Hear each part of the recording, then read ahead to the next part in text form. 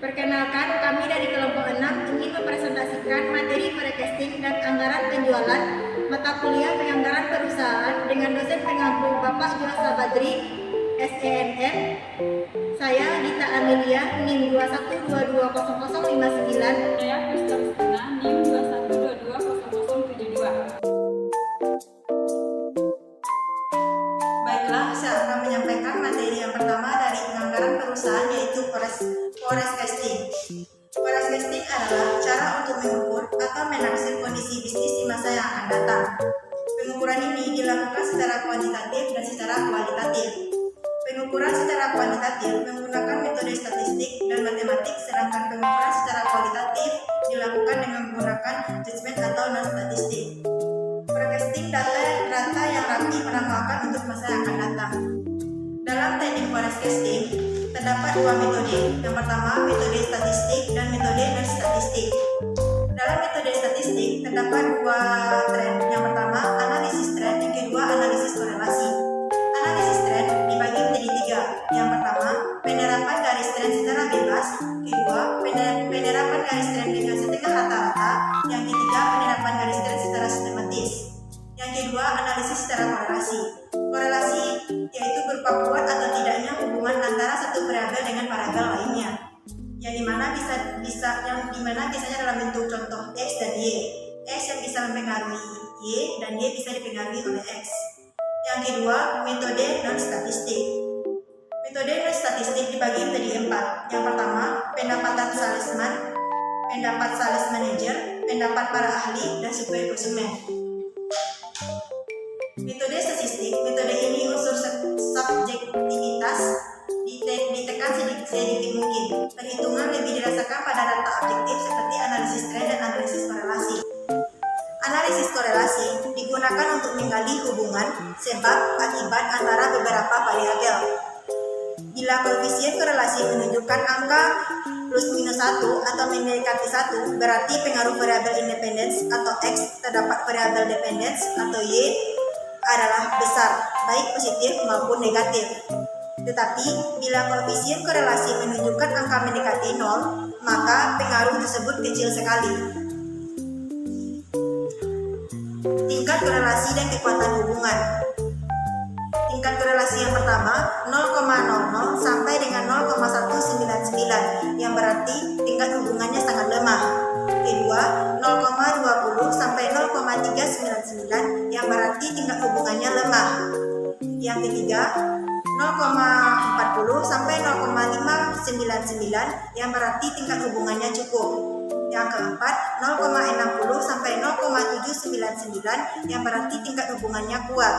Yang kelima, 0,80 sampai 1,00, yang tingkat hubungannya sangat kuat.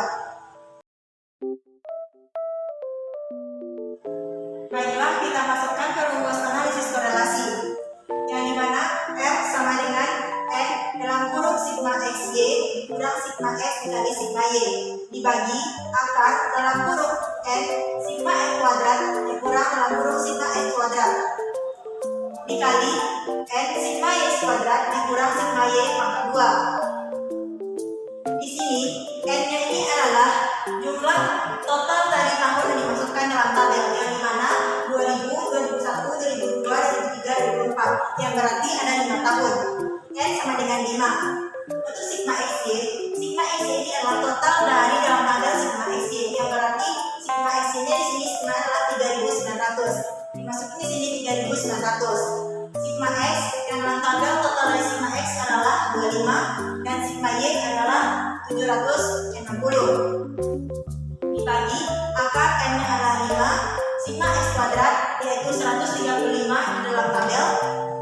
Sigma X kuadratnya 25 dikali N, sigma Y kuadratnya adalah 16.550 dikurang dengan sigma Y kuadrat pangkat 2 adalah 760. Dikalikan 5 dikali 3.900, yang berarti 19.500. 25 dikali 760, yang berarti 19.000. Yang berarti 19.500 dikurang 19.000. 16.000 675 dikurang 625 dikali 582 dikali 780 dikurang 570 dikali 600. Hasilnya adalah 19.000 dikurang 500 dikurang 19.000 yang berarti 500. Hasil akar dari total 5 angka di bawah ini adalah 507,44. Yang berarti kalau dibagi 500 dibagi 507,44 yang berarti 0,985. Yang artinya sangat kuat dan sangat positif. Apabila kalau negatif, ini 0,985 yang berarti kuat negatif. Dalam teknik forecasting ada 3 metode yang digunakan. Yang pertama, metode semi-average. Metode ini menggunakan perhitungan-perhitungan sehingga unsur subjektif sudah dihilangkan. Metode ini dalam penerapan datanya dapat digunakan dalam jumlah data ganjil maupun data genap. Metode trend semi-average dapat digunakan untuk keperluan peramalan dengan membentuk suatu persamaan seperti analisis regresi. Dalam metode semi-average, metode ini atau disebut dengan metode setengah rata-rata, yang dimana setiap tabelnya dibagi menjadi 2. Ramalan penjualan menggunakan metode semi-average dapat dihitung dengan rumus Y sama dengan A tambah B kali X. Keterangannya, yang dimana Y adalah nilai tren, A sama dengan rata-rata kelompok 1, B rata-rata kelompok 2 dikurang rata-rata kelompok 1 dibagi dengan jumlah atau N-nya, N jumlah tahun dalam satuan waktu, dan X periode. Kalau tabelnya dibagi 2, kelompok ini dibagi menjadi 1 menjadi 2. X-nya yang berarti angka tahun. Yang dimulai, biasanya kalau data yang dibagi 2, dimulai dari 1, 2, 3, 4, 5, dan 6. Kalau yang untuk bagian atas, yang berarti min 1, min 2. Untuk segi totalnya, yang berarti untuk tahun 2001, penjualannya adalah 2000. Ditambah 2200, 2500, 2300. Yang totalnya adalah 9000. Untuk kelompok 2, yang 2600 ditambah 2700 ditambah 3000 ditambah 3100 yang berarti totalnya adalah 11.400. Untuk semi average, hasil dari semi total 9.000 dibagi jumlah tahunnya dibagi 2 yang berarti 1, 2, 3, 4 dibagi jadi 4. 9.000 dibagi 4 yang hasilnya adalah 2.250. Begitu juga dengan kelompok 2 yang total dari semi totalnya adalah 11.400 dibagi 4 yang hasilnya adalah 2.850. Pertanyaannya adalah data penjualan di tahun 2010 yang berarti hanya adalah rata-rata kelompok 1. Rata-rata kelompok 1 adalah 2.250 yang berarti dari segi average ini. Yang B, rata-rata kelompok 2 dikurang rata-rata kelompok 1 dibagi N yang berarti 2.850 dikurang 2.250 dibagi 4. 4 adalah total tahun yang dibagi tadi. Hasilnya adalah 150. Dengan peramalan ini dapat diramalkan penjualan di tahun 2010 adalah Y 2010 adalah A sama dengan Y 2010 sama dengan A tambah B kali X. A-nya adalah 2.250 ditambah B 150 dikali 8. Angka 8 ini datangnya adalah dari tabel angka tahun X, yang dimana di sini adalah 2086, 2097, 2010 berarti 8. Terus 2.250 ditambah 1.200 yang hasil 1.200 150 dikali 8 yang hasil total akhirnya adalah 3.450 unit. Baiklah, selanjutnya metode momen.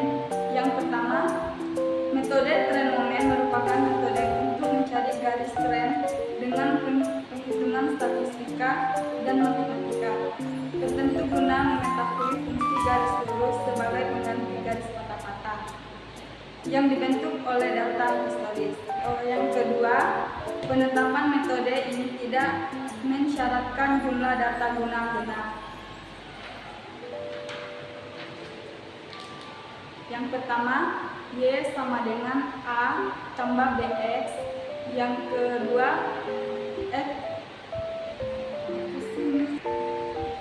yang pertama Y sama dengan A tambah BS.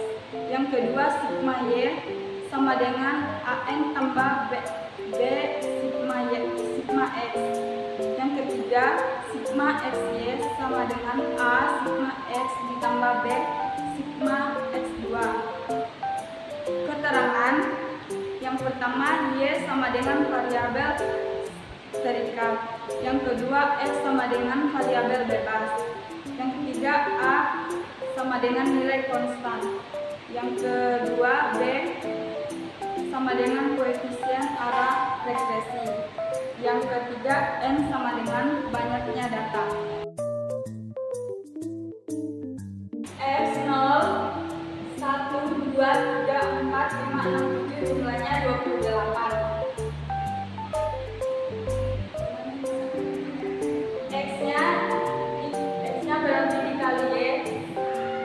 0, 2.200, 5.000, 6.700, 10.400,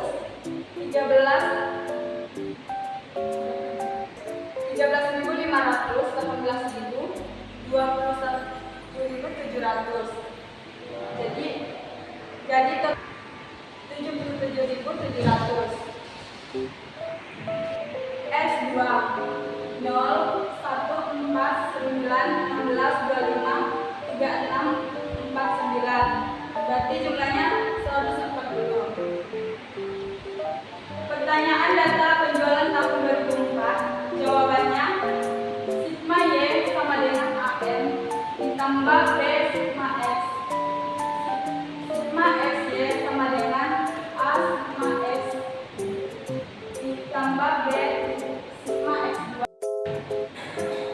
2400 sama dengan A 8A ditambah 8B kali 7 142 sama dengan 56A ditambah 196B 77.700 sama dengan 23A ditambah 150B dikali 2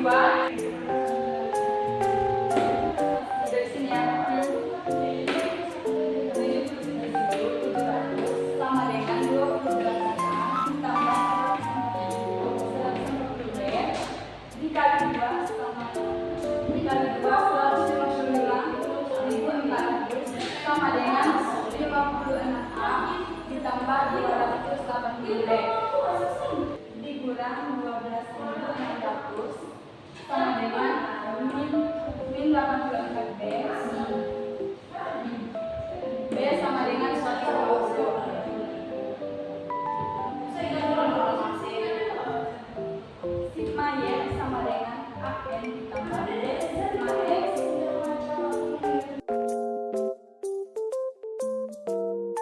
Metode least square.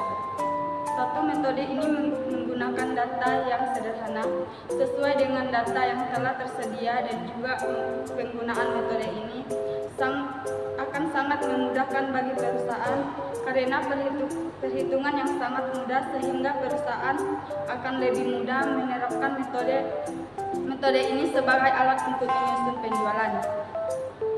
2. Analisis time series. Dengan metode kuadrat terkecil dibagi dalam 2 kasus, yaitu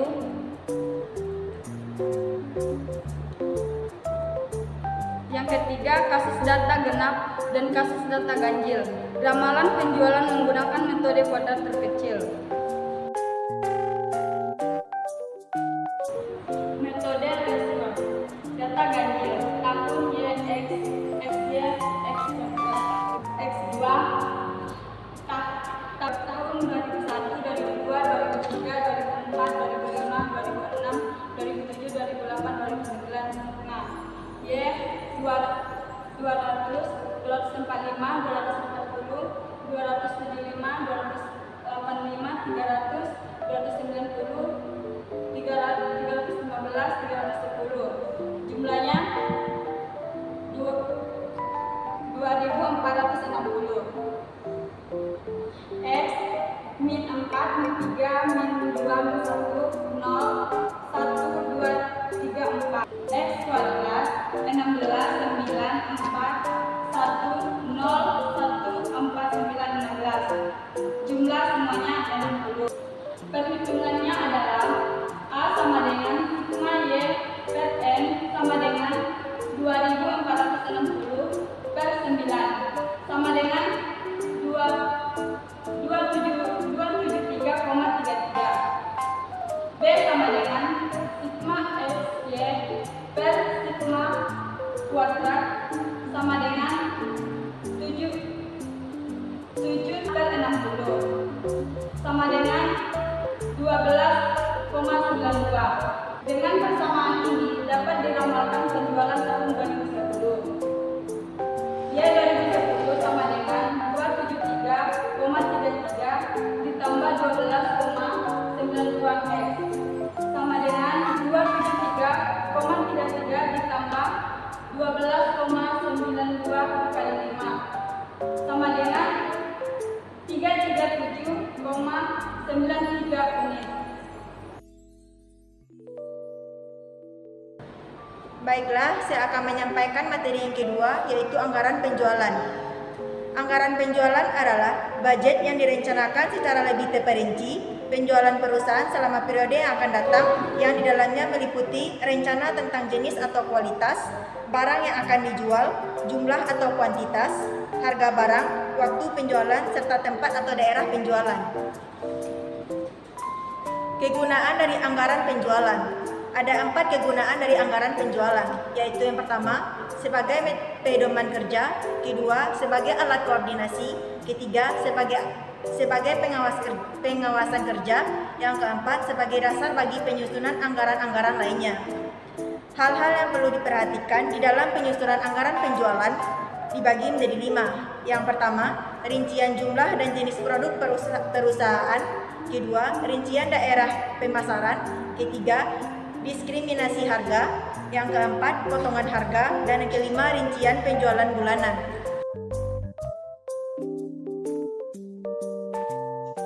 PT Rembulan menjual 2 macam produk, yaitu X dan Y. Informasi penjualan beberapa tahun sebelumnya ditampilkan pada tabel di samping. Produk X dan Y dijual di kota A, B, dan C. Proporsi penjualan atau unit produk X untuk setiap daerah adalah 3:3:4, sedangkan untuk produk Y perbandingannya adalah 2:3:5. Berdasarkan pengalaman tahun-tahun sebelumnya, penjualan dilakukan secara tunai sebesar 40% dan sisanya kredit. Untuk penjualan tunai, perusahaan memberikan diskon sebesar 3%, sedangkan untuk penjualan kredit disisihkan sebesar 2% sebagai cadangan piutang tak tertagih. Pola penerimaan piutang neto diperkirakan sebagai berikut. 50% diterima pada bulan penjualan, 30% diterima 1 bulan setelah bulan penjualan, 20% diterima 2 bulan setelah bulan penjualan. Berdasarkan keterangan yang ada, diminta untuk yang pertama, melakukan sales forecasting terhadap unit penjualan dan harga produk X dan Y untuk tahun 2011. Catatan, unit dibulatkan dalam ribuan dan harga dibulatkan dalam ratusan rupiah. 2. Menyusun anggaran penjualan berdasarkan produk, daerah penjualan, dan waktu penjualan bila diketahui indeks musim sebagai berikut. 3. Menyusun anggaran penjualan berdasarkan jenis dan waktu penjualan. 4. Menyusun anggaran piutang berdasarkan waktu. 5. Menyusun anggaran penerimaan kas dari penjualan tunai. 6. Menyusun anggaran penerimaan kas dari piutang. Baiklah, saya akan menjelaskan contoh soal anggaran penjualan dengan metode R-squared. Di sini dimulai dari tahun 2004, 2005, 2006, 2007, 2008, 2009, dan 2010. Dibagi menjadi 2, ada barang X, barang Y, barang X, barang Y. Di barang X ini ada namanya tabel unit dan tabel harga. Di barang Y ada unit dan harga. Untuk tahun 2004, unit barang X unitnya adalah 2.300. Tahun 2005 13.600, 2006 14.100 dan seterusnya. Untuk barang Y, unit di tahun 2004 18.200, untuk tahun 2005 8.800 dan seterusnya. Untuk mendapatkan X ini, yang dimana setiap tabel ganjil maupun tabel genap yang akan dibagi menjadi dua. Untuk tabel di sini menggunakan tabel ganjil yang dimana harus dibagi menjadi dua. Yang dimana di tengah-tengahnya 0, min 1, min 2, min 3, dan di bawah 1, 2, 3. Untuk X kuadrat yang berarti min 3 kali min 3 menjadi 9, min 2 kali min 2 4, min 1 kali min 1 1, begitu juga seterusnya. Yang dimana total hasilnya adalah X kuadrat di barang X adalah 28. XY ini berarti X kali Y. Di sini X-nya adalah min 3 dikali dengan Y. Y ini adalah unit di barang X yang berarti min 3 dikali 12.300 yang hasilnya 36.900. Untuk kedua X2-nya berarti min 2 dikali 13.600 hasilnya 27.200. Begitu juga untuk seterusnya. Untuk kalau di barang Y, X sama X kuadratnya sama dibagi barang X. X-nya berarti min 3 dikali unit Y di barang Y yang berarti 18.200. Min 3 dikali 18.200 hasilnya 54.600. Min 2 dikali 18.800 dikali hasilnya 37.600. Begitu juga dengan seterusnya. Hasil total akhirnya berarti hasil total akhirnya 32.000.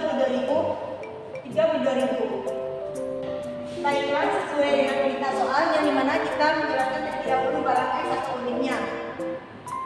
Di sini rumusnya adalah A adalah sigma Y per N. Y-nya adalah 106.100 dibagi 7. 7 ini adalah jumlah tahun yang di dalam tabel yang dimana dimulai dari tahun 2004, 2005, 2006, 2007, 2008, 2009 sampai 10. Yang dimana totalnya adalah 7.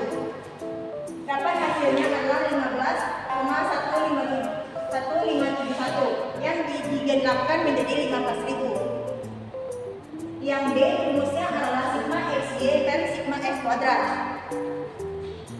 Yang di sini total sigma XY-nya adalah 26.200 dibagi 28. 28 adalah total dari sigma X kuadrat, sigma X kuadrat. Yang hasilnya adalah 0,93. Untuk hasil akhirnya menggunakan rumus Y sama dengan A tambah DX. A-nya adalah 15.000, D-nya adalah 0,93, X-nya adalah 4. Sama dengan 15.000 ditambah 3,72. 3,72 dibulatkan menjadi ribuan menjadi 4.000. Jadi hasil akhirnya adalah 19.000 dibulatkan. Baiklah, setelah mencari barang X, langkah selanjutnya adalah mencari barang Y.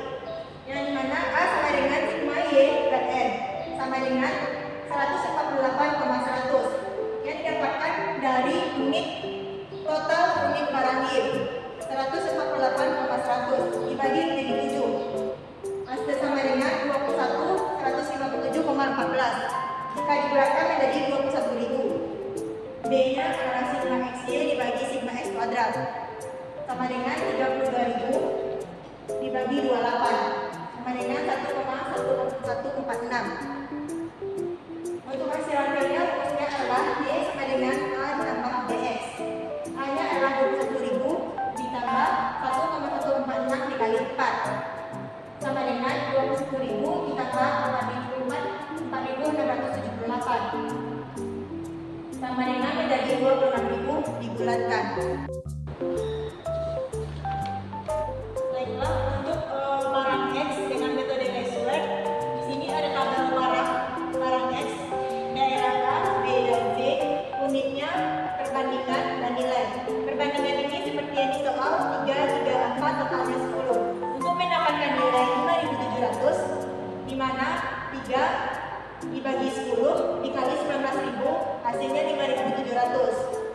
3 dibagi 10 dikali 19.000 dapatnya 5.700. 4 dibagi 10 dikali 19.000 dapatnya 7.600. Jadi totalnya adalah 19.000. Untuk barang Y, di mana perbandingannya di soal ditulis 2 banding 3 banding 5. totalnya adalah 10. Untuk mendapatkan nilainya, yang dimana 2 dibagi 10 dikali 26.000 hasilnya 5.200. 3 dibagi 10 kali 26.000 hasilnya 7.800. 5 dibagi 10 dikali 26.000 hasilnya 13.000. Jadi totalnya adalah 26.000. Baiklah, kita akan mencari barang X untuk harga atau unit, di mana A sama dengan sigma Y per N. 21.500 dibagi 7 sama dengan 3.071,43. Yang B-nya sama dengan sigma XY per sigma X kuadrat. 6.000 dibagi 28 sama dengan 214,28. Untuk hasil akhir rumusnya adalah Y sama dengan A ditambah BX. A adalah 3.071,43 ditambah 2.214,28 dikali 4 sama dengan 3.071,43 ditambah 857,12 sama dengan 3.928,55 dibulatkan menjadi. Untuk barang Y, harga atau unitnya di mana A sama dengan sigma Y per N. 30.600 dibagi 7 sama dengan 4.371,43. B sama dengan sigma XY per sigma X kuadrat sama dengan 13.300 dibagi 28 sama dengan 475. Untuk hasil akhir rumusnya adalah Y sama dengan A tambah BX.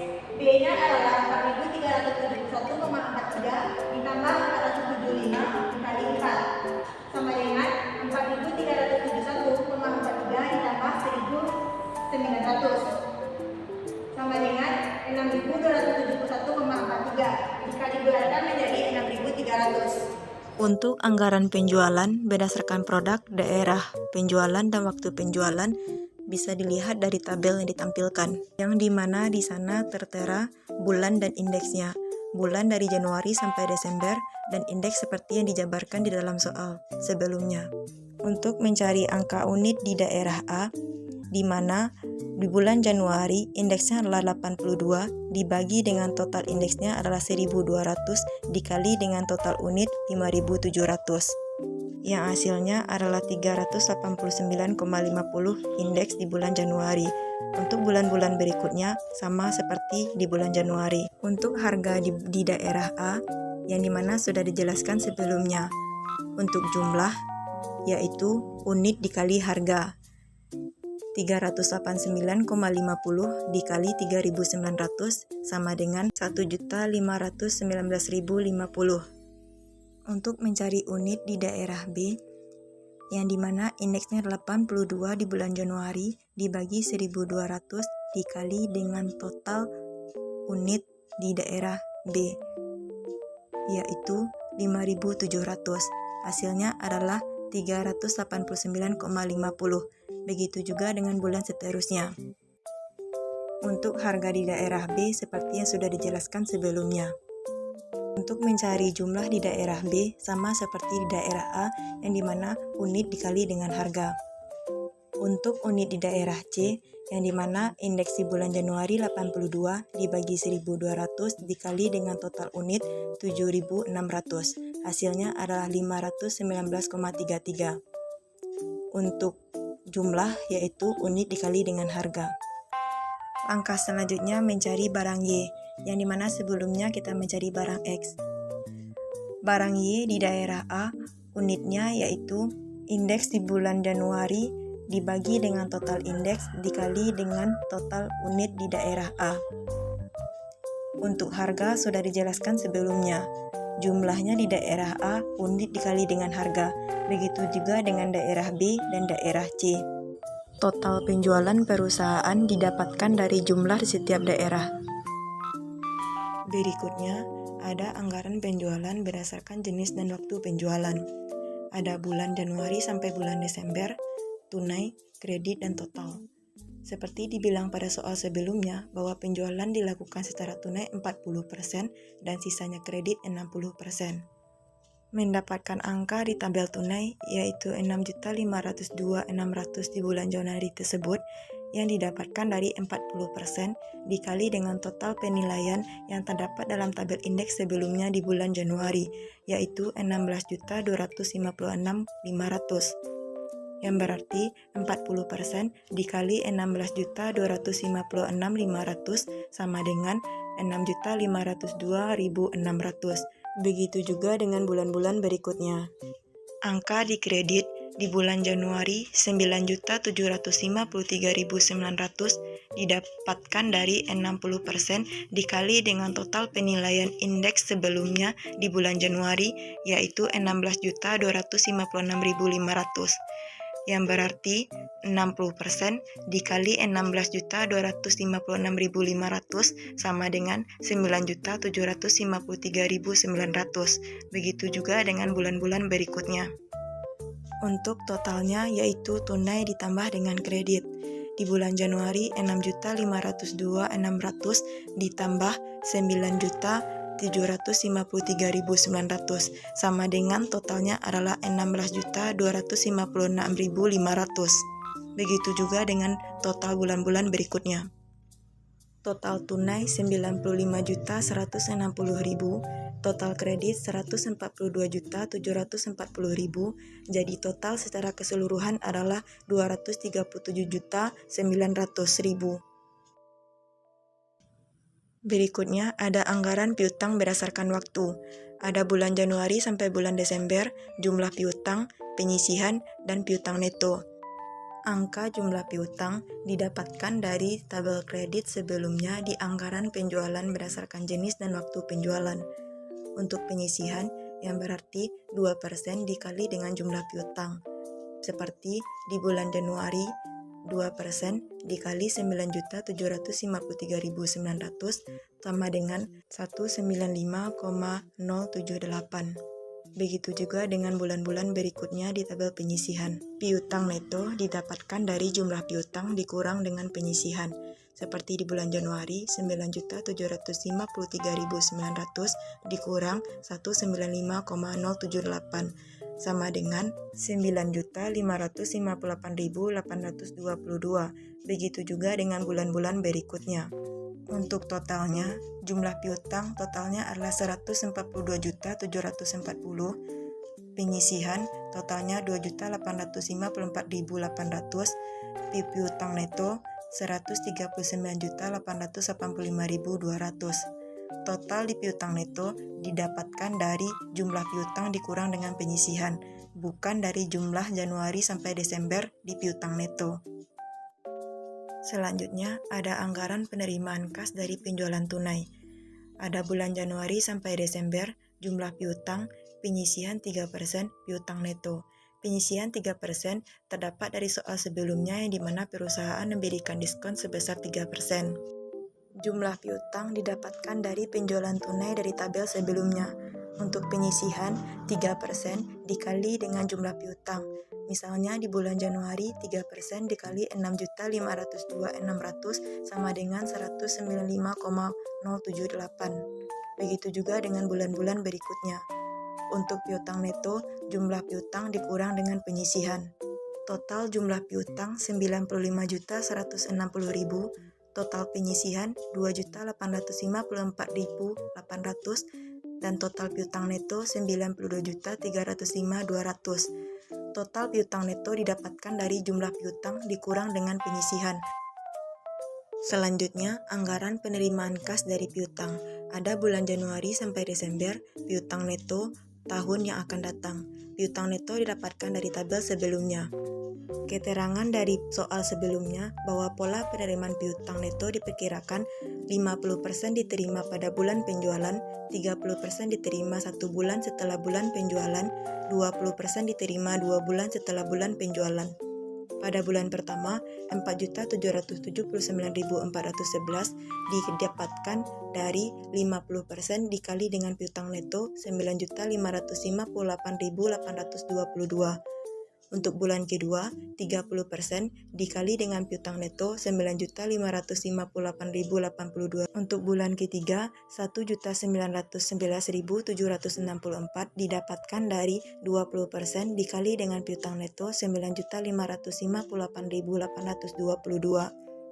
Untuk bulan kedua, 5.420.551 didapatkan dari 50% dikali dengan piutang neto, yaitu 10.842.103. Untuk bulan kedua, 3.252.330 didapatkan dari 30% dikali dengan piutang neto. Bulan keempat, 2.168.220